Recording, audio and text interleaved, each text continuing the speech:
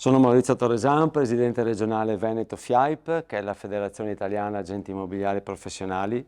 Sono qui insieme al mio collega e grande collaboratore Gianluca Savoia, che è la delega marketing regionale. Quest'anno abbiamo raggiunto un grande traguardo, abbiamo creato questo libro che racconta questi ultimi 2 anni tutto il lavoro che noi come FIAIP abbiamo fatto.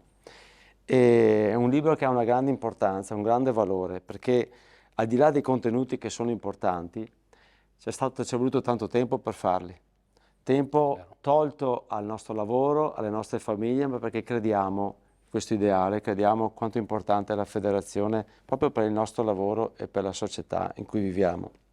Gianluca, ti faccio una domanda, ma tu hai composto te questo libro, quindi tu hai preso in mano il lavoro di tutti gli associati, non soltanto il tuo di Verona, ma di tutte le province del Veneto.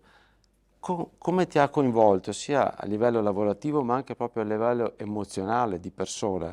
Cosa hai provato a comporre questo libro, a costruire questo libro? Beh, intanto Maurizio, grazie per la domanda perché la mia risposta è la seguente: è un insieme di emozioni. È stato ed è il frutto di 2 anni di intenso lavoro che ha visto un coordinamento perfetto tra il marketing, la comunicazione e i media social. Lo abbiamo voluto fortemente perché, come hai detto bene, il lavoro che noi abbiamo fatto deve essere un lavoro che poi non deve rimanere all'interno e quindi per lo più sconosciuto. Al contrario, tra i nostri obiettivi c'è proprio quello di raggiungere portatori di interesse che sono sicuramente agenti immobiliari nostri iscritti, ma anche agenti immobiliari non iscritti e la comunità, ivi comprese le istituzioni.